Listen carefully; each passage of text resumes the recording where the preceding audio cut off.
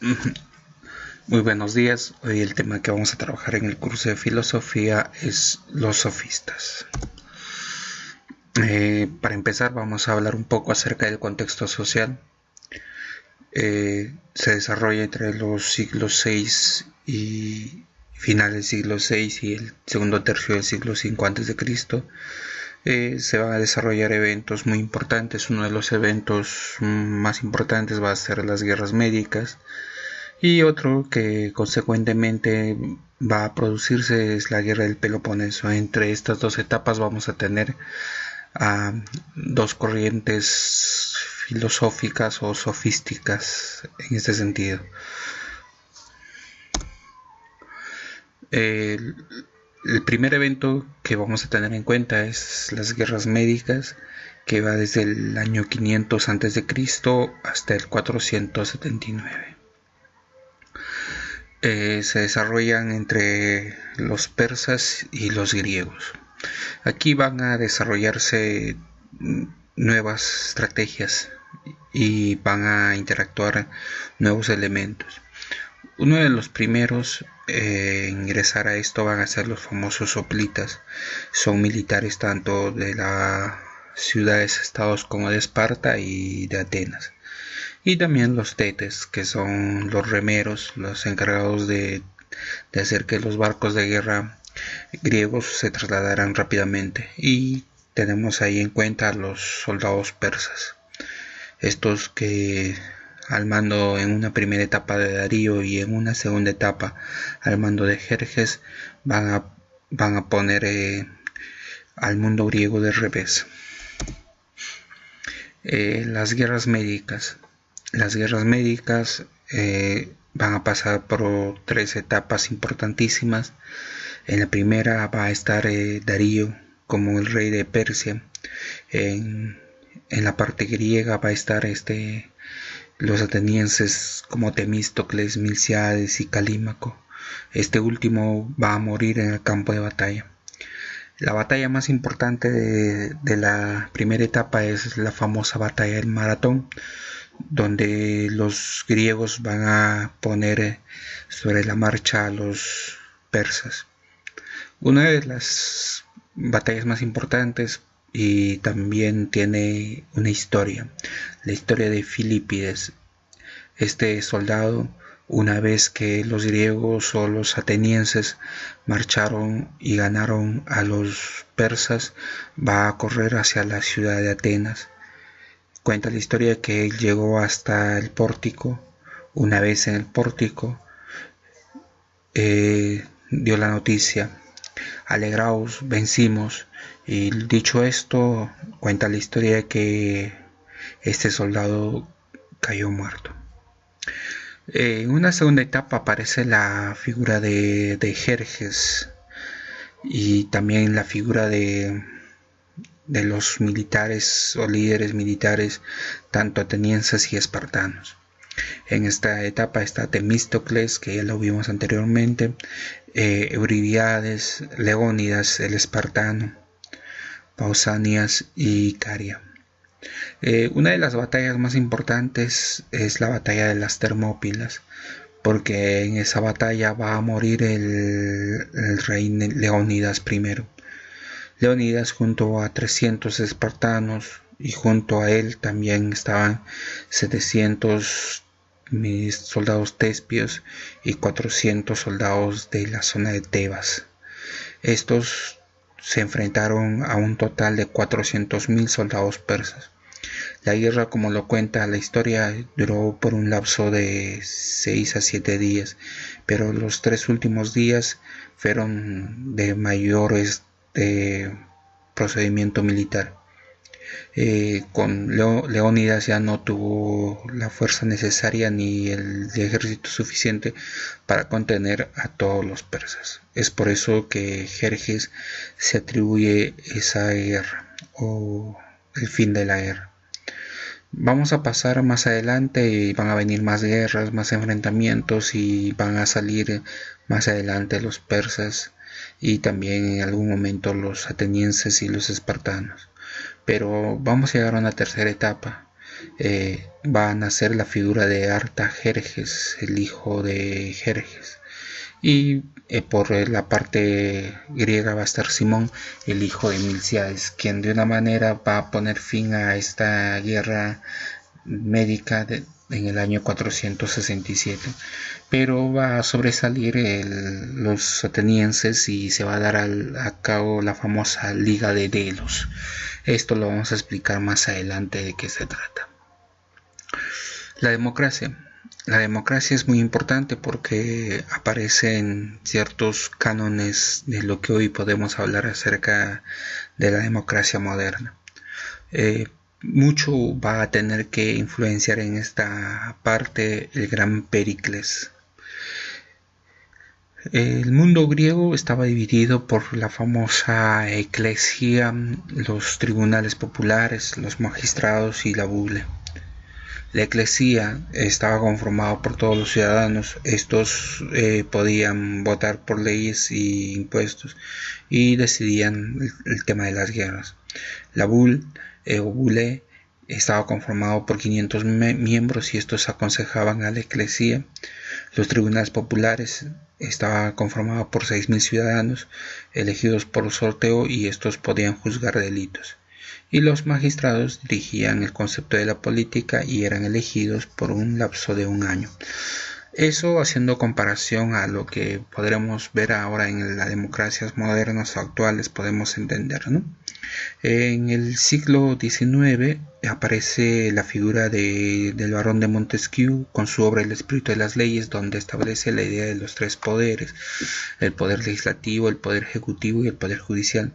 Pero si hacemos una comparación entre el mundo griego y el fundamento de las democracias modernas, podemos ver, ¿no?, que la eclesia es sinónimo de parlamento, los magistrados serían el sinónimo del gobierno y los tribunales populares pasarían a ser los juzgados. La democracia o la organización ateniense, ¿cómo estaba conformada? El 50% de toda la sociedad ateniense estaba formada por los esclavos. El 30% estaba conformado por los ciudadanos y el 20% por los famosos metecos. Hay que tener muy en claro quiénes eran estos personajes. Los metecos han sido los extranjeros. Estos no tenían derechos políticos, pero sí eran libres. Después de las guerras médicas viene la famosa guerra del Peloponeso.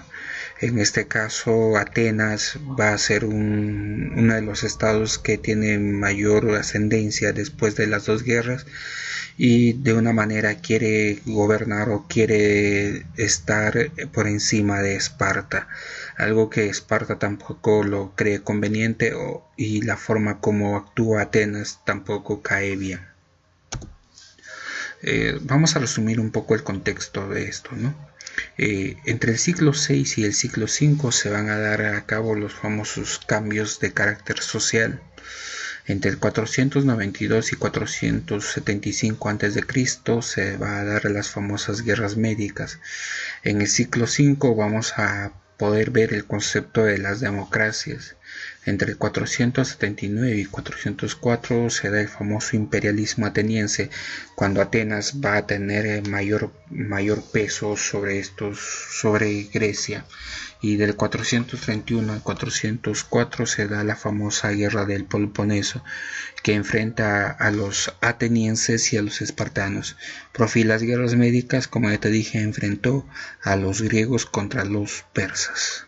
¿Y por qué se llaman guerras médicas? Porque los persas estaban cerca a la zona del Mediterráneo y el Mediterráneo era conocido como los que habitan en los Medos, por eso se llamó las guerras médicas. Ahora, lo que nos trae el curso, los sofistas. ¿Quiénes eran? Los sofistas dicen que fueron los que provocaron el giro humanista, por eso se llama giro antropológico, se vuelve al hombre en el pensamiento. Su filosofía no fue especulativa, sino de carácter práctico. Abandonaron la investigación, sobre la naturaleza propia de los presocráticos. Mejor dicho, se alejan del concepto del origen de las cosas, cuál es el arjé, el logos. Eso lo dejan de lado para preocuparse netamente en la estructura del hombre. Es por eso que su forma de hacer su pensamiento se basa netamente en la política, hacen una crítica a la religión, también trabajan con el tema de la lingüística, la sociología y la moral también. Se suele decir que los sofistas primeros ilustrados, porque al igual que en el siglo XVIII fueron capaces de criticar aquellos aspectos de la sociedad. ¿Cómo así? A ver, en el siglo V antes de Cristo los sofistas van a tener la capacidad de interactuar de manera distinta. Se dejan de preocupar por el concepto del principio de las cosas y se preocupan por la idea del hombre. En el siglo XVIII se da la famosa ilustración. El hombre se empieza a preguntar más por el tema de carácter político y es algo importante. En el siglo XVIII la ilustración nos trae a personajes como Jean-Jacques Rousseau, también nos trae al famoso Voltaire y a Montesquieu. Estos tres han profundizado netamente en el tema político. También en el siglo XVIII aparece la figura de D'Alembert y también aparece la figura de Diderot, que son personajes muy importantes dentro de la enciclopedia. Esto lo vamos a ver más adelante. Característica de los sofistas, o cuál era la caracterización. El concepto sofista viene del término sofo o sabio, pero más adelante, desde la figura de Sócrates y Platón, van a ser considerados como hábiles engañadores o engañadores. La mayoría de los sofistas han sido los viajeros, a estos que llamamos metecos, ellos que venían de fuera. Los sofistas hacen un giro de 360 grados dentro de la política, porque van a dedicarse a la oratoria, a la erística, a la escritura, y esto va de una manera a afectar la forma de ver de la política ateniense y espartana, más que todo la ateniense, porque ahí cuando entra a tallar bastante. ¿Qué podemos entender por sofista? Tenemos tres puntos de vista, tenemos tres interpretaciones básicas. Uno, el tema del modo de controversia.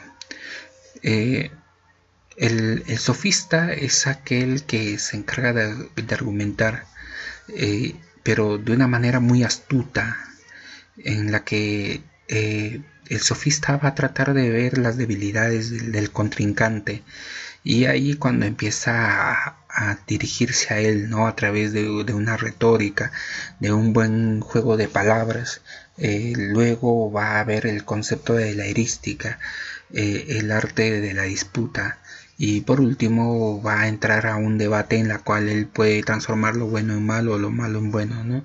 Ejemplo, hoy se habla mucho de la pandemia del COVID.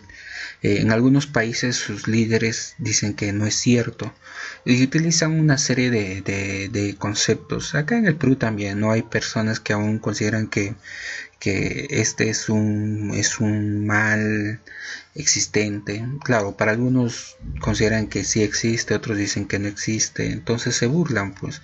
Y hay alguien que todavía considera que ha sido fabricado en China, algunos dicen que han sido fabricados en los Estados Unidos. Hay distintos puntos de vista, y muchas veces, más aún en los líderes políticos, no en el caso de Donald Trump, que considera que no es cierto, ¿no? Y intenta poner ciertas condiciones a China. En Brasil consideran que no, esta gripe es una simple gripe y las muertes son constantes. Cambio en el Perú, Vizcarra es una persona que ha tomado esto de otra manera más técnica, aunque algunos lo critican, otros lo aplauden, ¿no? Entonces hay formas, pues mira, Bolsonaro en Brasil dice que es una simple gripe, para nosotros es un virus que afecta, ¿no? Y que mata a las personas, en especial a los adultos, ¿no? Entonces hay toda una serie. Si vemos cómo argumentar, podemos quizás entrar en esa fase de intercambio de ideas, ¿no? Tanto científicas, no científicas, prácticas, simples, pero ahí va pues el uso del buen lenguaje, el uso del debate, etcétera, etcétera, ¿no? Ya salen ideas de conspiración y todo por el estilo. Uno entrando al portal de YouTube puede encontrar una serie de informaciones tanto fidedignas y otras no tanto, ¿no? Ahora, lo ponen también como parte de un movimiento filosófico. Los sofistas no se sentían filósofos. Los sofistas se dedicaron netamente al arte de la política y por eso su punto de vista está basado en el relativismo y el escepticismo, ¿no? Lo relativo es cambiante, el escéptico tiene que ver algo para creer, ¿no? Ahora, en el sistema de la educación van a ser pues los primeros en traer la forma de enseñanza. Ellos implementan los libros, van a crear centros de enseñanza que más adelante filósofos como Platón, como Aristóteles van a también crear sus propias instituciones para poder albergar ahí a sus discípulos, ¿sí?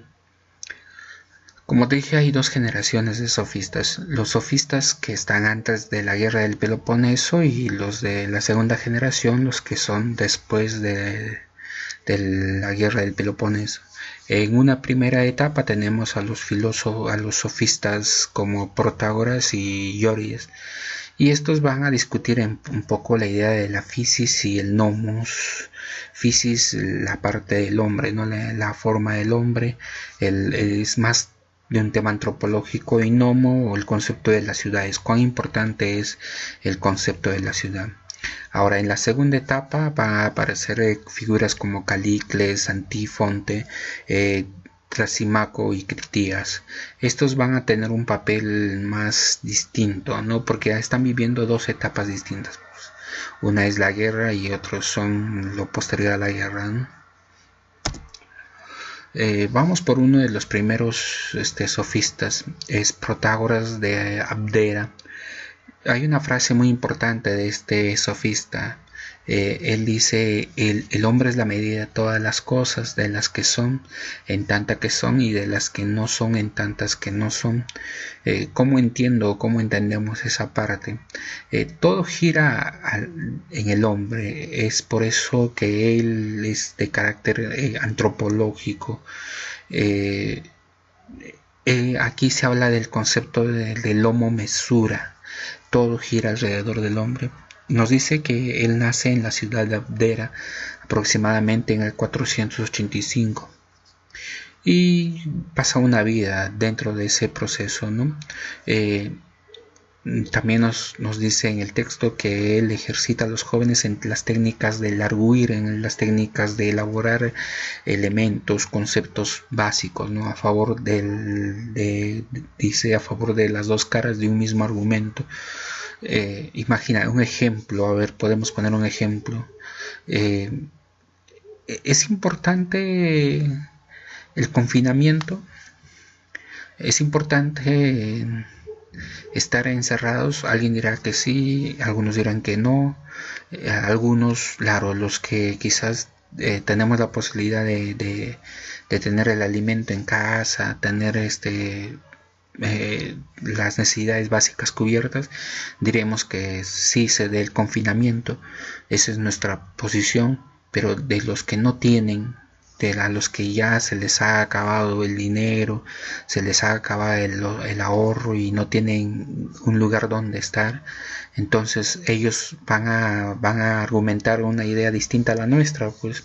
Entonces un solo tema es relativo, un solo tema puede dar lugar a la discusión, ¿sí? Entonces es por eso que él defiende el relativismo gnoseológico moral, negando que existieran verdades, valores universalmente válidos. Como te dije, ¿no? Es bueno estar en cuarentena. Algunos dirán que sí, otros dirán que no. Cada uno tendrá su punto de vista de acuerdo a cómo están viviendo el día a día. Las leyes de los hombres, dice él, son leyes de carácter positivo. ¿Por qué? Porque nacen del consenso del hombre. ¿En qué diferencia esto? No es que si es válido se tiene que hacer, pues. Y si no es válido, ¿para qué tener una ley que no es válida? Y otra cosa que decía él, ¿no? Las ciudades o los gnomos, como ya te explicaba anteriormente, nos permite vivir en comunidad y diferenciarnos de las bestias. Un filósofo posterior a él va a decir, ¿no? Que el hombre es un animal político. Y si no es un animal político, entonces es una bestia, pues. Y ya anteriormente ya lo decía Protágoras de Abdera, ¿no? En ese sentido. Las ciudades son importantes porque vivir en comunidad, vivir en un entorno social nos hace distinto a los animales, a las bestias. Y también este personaje defiende, ¿no? Que hay que mantener las leyes y estas parecen buenas a la mayoría. ¿Qué significa eso?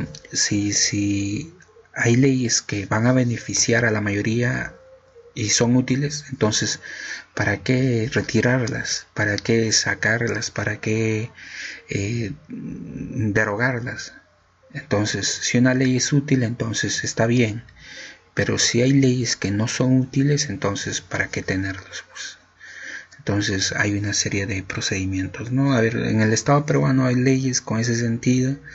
De la ley o hace tiempo se habló acerca de la ley Pulpín, esa ley que supuestamente los estudiantes de institutos iban a hacer prácticas entre comillas, para poder adquirir mayor conocimiento. Para algunos pocos, 1% estaba bien que los estudiantes hicieran prácticas no pagadas, pero había otro grupo de chicos que decían que no era una forma de explotación, porque al final ellos iban a trabajar para una empresa e iban a gestionar dinero, iban a generar capital, pero igual no los iban a pagar. Entonces esa ley que iba a proponerse se tuvo que sacar porque no beneficiaba a la mayoría. Pero ¿qué hubiese pasado si hubiese sido distinto, ¿no? Que te hubiesen dado prácticas pero pagadas? Eso sí hubiese cambiado bastante quizás el entorno, ¿no? De las familias. Cuando habla acerca de los dioses, Protágoras dice: de los dioses no puedo saber ni qué son, ni qué no son, ni qué aspecto tiene, pues múltiple es lo que me impide saber tanto la no patencia como el ser breve de la vida del hombre. En este sentido, Dios para él es una cosa omnipresente, es un elemento omnipresente. Podemos divagar en ese concepto, ¿no? Para ti Dios es amor, para ti Dios es universal, pero para otros Dios es más que eso, pues Dios es una cosa distinta, es un elemento distinto. Dios se muestra, o Dios se entiende de acuerdo a la vivencia de uno como tal. Para un pobre su Dios es misericordioso, para un rico su Dios es dadivoso, pero son ideas de cada uno de ellos, ¿no? Y no nuestra idea como tal. Por eso dice él de dioses múltiples, es demasiado para entenderlo. Y la vida del hombre es tan corta, pues tan breve. Llega el famoso Gorgias de Leontino. La vida de este personaje es oscura, no se sabe cuándo nace, cuándo muere. Nos dan fechas entre el 490 380, dicen que vivió más de 100 años, dicen que fue discípulo de Empédocles, pero de lo que no podemos dudar es de su capacidad. Fue un gran orador, se dedicó a enseñar la retórica como el camino para acceder al poder, defendió también el relativismo y por último defendió el escepticismo. Son tres de sus frases más importantes, ¿no? Uno es: el ser no existe, y si existiera no podría ser conocido, y si pudiera ser conocido no podría ser comunicado. ¿Cómo te puedo explicar esto? A ver, desde mi concepto, no, nada existe. El amor existe. Diores dice no existe. ¿Y por qué? Porque el amor que tú sientes es distinto pues al que va a sentir el otro. Ahora tú trata de explicar el amor que sientes hacia tus padres y hacia tu amigo, hacia otro objeto o hacia otra persona. Son distintos, pues son distintos los conceptos. No hay un concepto válido, sino es un concepto múltiple, y cuando ya es múltiple no puede ser pues un concepto universal. Cuando se habla acerca del conocimiento para los sofistas, ¿qué es el escepticismo? El ser humano dice no puede conocer la verdad, el entendimiento es limitado. Luego viene el sensismo, ¿no? Nuestro conocimiento está limitado por nuestros sentidos. Mejor dicho, imagínate cuando tú ves eh, si tienes lentes me vas a dar la razón, ¿no? Quizás cuando tú tengas poca capacidad visual, si yo te digo mira a ver lo que está en el letrero de acá a 500, 600 metros, la vas a decir que lo ves borroso, pero si tú tienes una visión plena, una visión normal, vas a decirme que estás viendo, me vas a leer el concepto porque lo estás logrando ver, pero imagínate que aquel que no logre ver o el que ha perdido la visión, entonces le va a engañar sus sentidos, pues. Relativismo. Las cosas son como a cada uno le parece. Ya hablamos de eso, ¿no? Lo que es bello para ti deja de ser bello para el otro. Si a ti te gusta el color rojo, al otro le gustará el color negro, el color blanco, el color azul, el color verde. Cada uno tiene su propia idea de cuál es lo que le gusta o no le gusta. El nominalismo.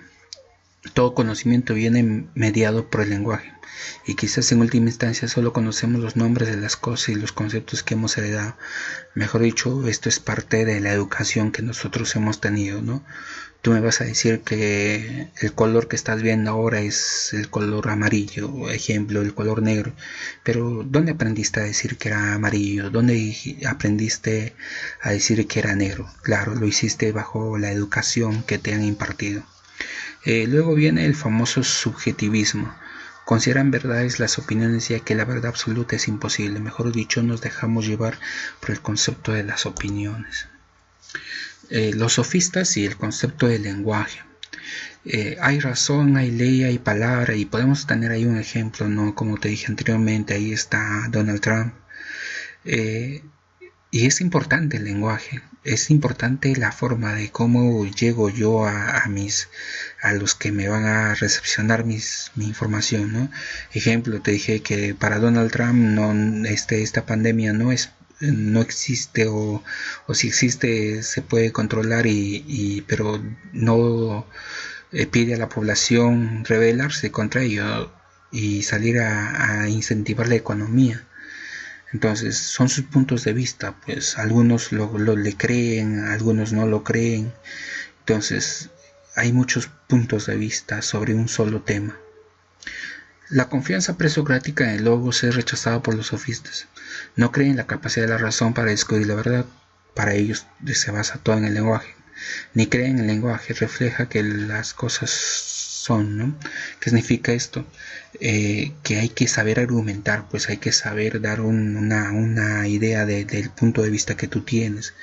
Si para ti el negro es un color, no sé, que demuestra muerte, quizás también alguien puede argumentar que el negro significa elegancia. El sofista y el concepto de la moral. La moral es convencional, dice, ¿no? Si la moral fuese de origen divino o natural, todos los hombres sabrían por naturaleza qué es lo bueno y lo malo. Pero el hecho de que no existe la unanimidad en el criterio respecto a lo que sea bueno o malo. Como te dije, matar es malo. Pero ¿qué pasa si lo tienes que hacer para salvar tu vida? Actuarías en defensa propia. Entonces, pero a sabiendas que matar es malo, ¿no? Otro, a ver, en el tema de la salud, exponerse a entornos donde el virus está, pero el hacerlo por necesidad. quizás porque en tu familia nadie puede salir y tú eres la única persona que está dentro de los límites para poder salir. Entonces ahí no puedes decir que también eres joven y también tienes el deseo de vivir, y quizás puedes decir no que una persona adulta salga pues porque ya vivió demasiado. Entonces hay una serie de características, por eso es que la moral muchas veces es de carácter convencional. Relativismo moral y cultural. Tesis defendida por primera vez por los sofistas porque los valores y las normas cambian a través del tiempo, son diferentes culturas a las otras. Claro, lo que es bueno para nosotros es malo para otras culturas. Ejemplo, ¿no? El consumo del cuy en Huánuco es parte de uno de los platos típicos de la región, el cuy. Pero en otras regiones del mundo el cuy es una mascota, pues entonces son dos formas de ver la vida, de entender el momento. Las danzas, para algunas danzas en el mundo son muy, las más que todas las que son tribales, para algunos son exageradas, pero para algunos es cultura, pues en el hecho de Puno, ¿no? Vemos la saya, alguien dirá que se expone mucho a la mujer, andan con ropas muy diminutas y todo por el estilo, pero es parte de ellos para su cultura. Para nosotros puede ser una forma de queja, o un grupo de feministas puede decir que se está exponiendo mucho a la mujer, pero ¿qué hacemos si las propias muchachas de esa región bailan, se preparan sus disfraces para ello, ¿no? Entonces hay mucho que ver en el relativismo moral y cultural. Solo existen dos normas naturales de comportamiento. Uno que es la búsqueda del placer y el dominio del más fuerte. Los sofistas y las leyes. En cuanto al origen de la sociedad y las leyes que la rigen, adelantan, dice la teoría del contrato social. Esto vamos a ver más adelante también con Rousseau. Pero ¿a qué hace referencia el contrato social? La sociedad, dice, surgió porque era útil para la supervivencia del grupo. No tiene origen natural sino convencional. ¿Qué significa eso? De que yo me integro a un grupo porque a mí me conviene. Yo estoy en un entorno porque a mí me conviene. Es convencionalismo. ¿Qué significa eso? Que hoy lo que estamos viviendo es porque nosotros en algún momento lo hemos elegido, ¿no? En el caso de los candidatos, si hoy nos ponemos a criticar a un candidato por lo que hace, no hace, el alcalde, el gobernador regional, si lo hace, no lo hace, seríamos un poco, no sé, tontos, porque al final nosotros hemos elegido a esos candidatos, hemos dado nuestro voto para que ellos nos gobiernen. A eso se llama contrato social, que nosotros le damos la capacidad de voto y a través de nuestro voto podemos elegir a los candidatos. No es que los candidatos sean o han decidido ser alcaldes porque ellos querían ser alcaldes, sino le dimos ese puesto porque nosotros hemos dado nuestro voto, y dar nuestro voto significa contratarnos con ellos. De la misma manera, la ley no tiene ningún fundamento absoluto, es pura convención, pero por otra parte, dice, es fruto de un acuerdo social. Ya te dije, todo lo que hacemos lo hacemos viendo el porqué de las cosas. Si hoy decidiste estudiar en el colegio es porque tienes la capacidad, tienes el interés. Si mañana postulas a una universidad, sea como la Valdizán, sea Uni, sea católica, vas a ver que es lo que tú quieres, y no a nadie te va a imponer, nadie te va a decir que estudies o dejes de estudiar. Y aquí aparecen las figuras de dos grandes filósofos, sofistas, ¿no? Uno llamado Calicles y Trasímaco. Calicles afirma que la ley ha sido hecha para los débiles, como muro de protección frente a los fuertes, por lo que afirma la legitimidad de la transgresión, una idea que tuvo peligrosas consecuencias en la práctica política. Es una forma de ver la política también, ¿no? De las leyes. De verdad, ¿a quién favorecen las leyes? Trasímaco mantuvo la postura realista que afirmaba que la justicia es del interés del más fuerte. Las leyes les hacen los que ejercen el poder con vistas a su propio beneficio y conveniencia. Muy bien chicos, conmigo será hasta la próxima y gracias.